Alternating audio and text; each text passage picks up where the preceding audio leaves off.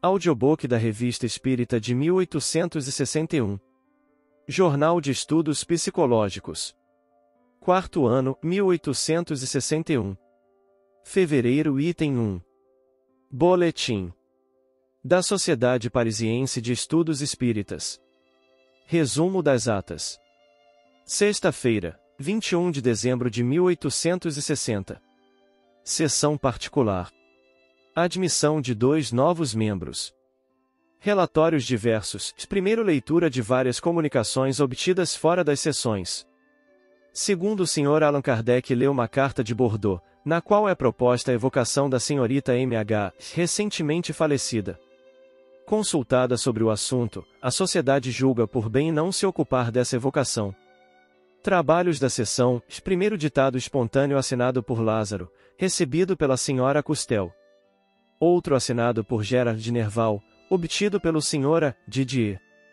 O espírito desenvolve a tese cujas bases apresentará na comunicação os 3 tipos, e Hamlet, Dom Juan e Tartuffe, em 14 de dezembro. Desenvolve o tipo de Hamlet. Solicitado, dá a sua opinião sobre La Fontaine. Outro assinado por Torquato Tasso, recebido pela senhorita H. O espírito faz igualmente uma apreciação sobre La Fontaine. Segundo, evocação de Lady Sterstanhope, que passou a maior parte de sua vida nos altiplanos do Líbano, no meio das populações árabes que lhe haviam dado o título de Rainha de Palmira. Sexta-feira, 28 de dezembro de 1860. Sessão geral. Relatórios diversos. Primeiro, leitura de várias comunicações recebidas fora das sessões, entre outras um conto fantástico assinado por Hoffmann, obtido pela Sra. Custel, e a evocação de um negro, feita em Nova Orleans, pela Sra. B. A comunicação é notável pela ingenuidade das ideias e pela reprodução da linguagem usada entre os negros. Segundo, carta da Sra. T. D. da Cracóvia, constatando os progressos do espiritismo na Polônia, na Podólia e na Ucrânia. Essa senhora é médium há 7 anos. Junta à sua carta 4 comunicações que atestam a bondade e a superioridade do espírito que as ditou, além de pedir para fazer parte da sociedade. Terceiro, o Sr. Allan Kardec dirige aos espíritos a locução seguinte, para lhes agradecer o seu concurso durante o ano que ora se finda. Não queremos terminar o ano sem dirigir os nossos agradecimentos aos bons espíritos, que tiveram a bondade de nos instruir. Agradecemos principalmente a São Luís, nosso presidente espiritual, cuja proteção tem sido de tal modo evidente para a sociedade que esta o tomou sob seu patrocínio. Assim, esperamos continuar merecendo a sua proteção, rogando-lhe que nos inspire sentimentos que nos possam tornar sempre dignos dela. Agradecemos, igualmente, a todos os que espontaneamente vieram dar-nos os seus conselhos e as suas instruções, quer nas nossas sessões, quer nas comunicações dadas em particular aos nossos médiuns, e que nos foram transmitidas. Neste número não poderíamos esquecer Lamennais, que ditou ao Sr. Didier páginas de tão grande eloquência, Channing, Jorge, cujas belas comunicações têm sido admiradas por todos os leitores da revista, Sra. Delphine de Girardin, Charles Nodier, Gerard de Nerval, Lázaro, Tasso, Alfred de Musset, Rousseau e outros.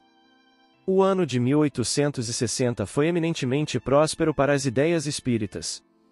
Esperamos que com o concurso dos bons espíritos o ano que vai começar não seja menos favorável.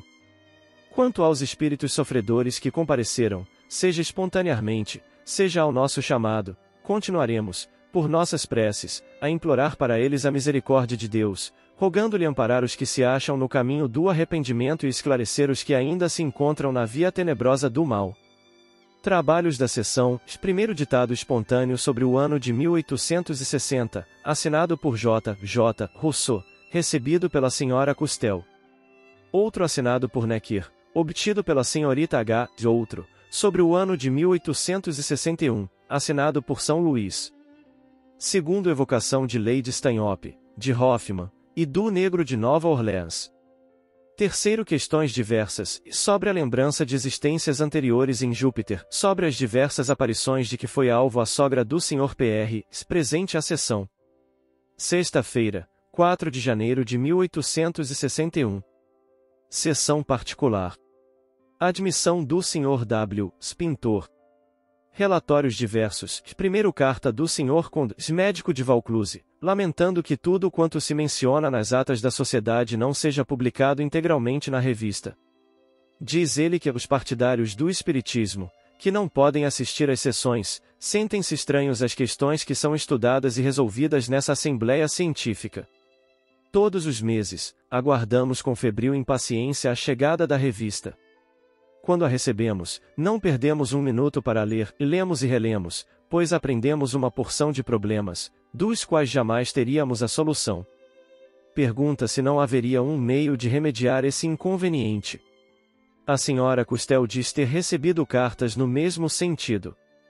Isto prova uma coisa, diz o Sr. Allan Kardec, e que nos deve dar grande satisfação, e é o valor que se atribui aos trabalhos da sociedade e o crédito que ela desfruta entre os verdadeiros espíritas. A publicação do resumo das atas mostra aos estrangeiros que ela só se ocupa de coisas graves e de estudos sérios. A consideração que conquistou no exterior se deve à sua moderação e à sua marcha prudente por um terreno novo, à ordem e à gravidade que presidem as suas reuniões, assim como ao caráter essencialmente moral e científico de seus trabalhos. Pois, para ela um encorajamento para não se afastar de um caminho que lhe traz estima, já que do estrangeiro, até da Polônia, escrevem pedindo para dela participarem. A reclamação especial e muito lisonjeira para nós, feita pelo Dr. K., responderei, a princípio, que a publicação integral de tudo quanto se faz e se discute na sociedade demandaria volumes e mais volumes. Entre as evocações que são feitas muitas há que não correspondem à expectativa ou não oferecem interesse bastante geral para serem publicadas. São conservadas nos arquivos a fim de que se possa consultá-las em caso de necessidade, limitando-se o boletim em mencioná-las. O mesmo se dá com as comunicações espontâneas, só publicamos as mais instrutivas.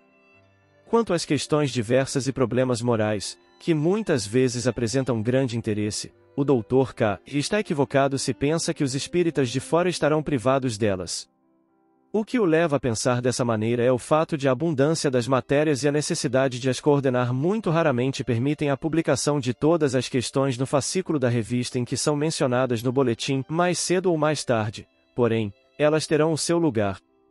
Aliás, constituem um dos elementos essenciais das obras sobre o Espiritismo, foram aproveitadas em O Livro dos Espíritos e em O Livro dos Médiuns, nos quais se acham classificadas conforme o assunto, não tendo sido omitida nenhuma das essenciais. Portanto, que o Sr. K. e outros espíritas se tranquilizem, se não podem, pela leitura da revista, assistir de longe às sessões da sociedade, nem perder uma única palavra, tudo quanto nela se obtém de importante jamais é posto sob o alqueire. Contudo, a revista se esforçará por responder, na medida do possível, ao desejo expresso pelo honrado correspondente. Segundo assinala o Sr. Allan Kardec, conforme o relato de um negociante de Nova York, presente à sessão, o progresso feito nos Estados Unidos do Norte pelos princípios formulados em O Livro dos Espíritos. Trechos desse livro foram traduzidos em inglês, contando ali a doutrina da reencarnação com numerosos partidários.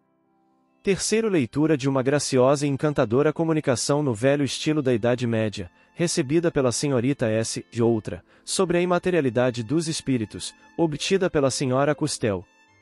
Trabalhos da sessão. Primeiro, observações críticas sobre o ditado feito na última sessão pelo espírito Necker. O espírito Madame de Staël manifesta-se espontaneamente e justifica as palavras de seu pai, após lhes haver explicado o sentido. Segundo, evocação de Leão X, que se havia manifestado espontaneamente na sessão de 14 de dezembro. Ao responder às diversas perguntas que lhe foram feitas, explica e desenvolve suas ideias sobre o caráter comparado dos americanos, dos franceses e dos ingleses, sobre a maneira de ver desses povos com relação ao espiritismo, sobre os inevitáveis progressos dessa doutrina, etc. Terceiro, diálogo espontâneo entre Monsenhor Ciboure e o seu assassino Jean-Louis Verdier. Quarto, perguntas dirigidas a São Luís acerca do negro evocado na sessão de 28 de dezembro, sobre o seu caráter e a sua origem. Evocação da senhorita J. B., feita por sua mãe, presente à sessão. De interesse absolutamente particular, essa comunicação oferece um quadro comovedor da afeição que certos espíritos conservam por aqueles que amaram na terra,